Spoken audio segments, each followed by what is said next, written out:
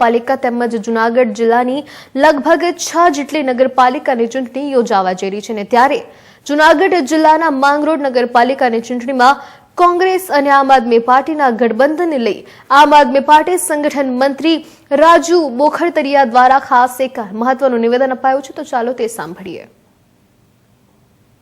હું રાજુભાઈ બોરખતરિયા, પ્રદેશ સંગઠન મંત્રી આમ આદમી પાર્ટી. અત્યારે ચૂંટણીનો માહોલ છે. જૂનાગઢ મહાનગરપાલિકા અને 6 જે નગરપાલિકાઓ છે તેમની ચૂંટણી ડિક્લેર થઈ ગઈ છે.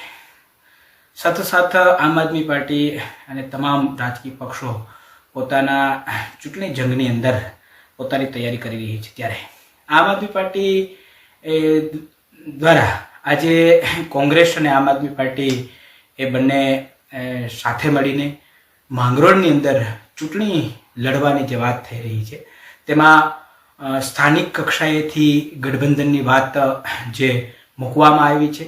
પ્રદેશ કક્ષાએ તેમાં અમારા પ્રદેશના હોદ્દેદારો અને તમામ જે જવાબદાર વ્યક્તિઓ છે તેને સમક્ષ વાત મૂકવામાં આવી છે.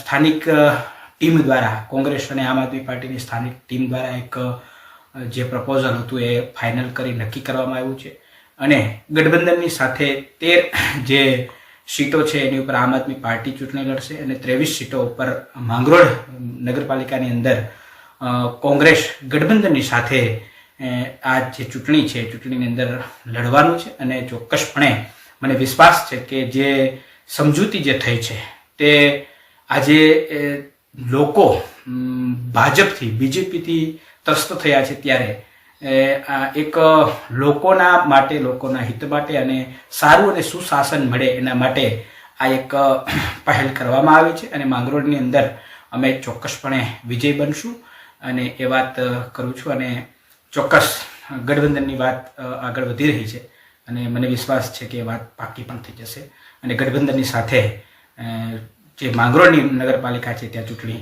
ચોક્કસ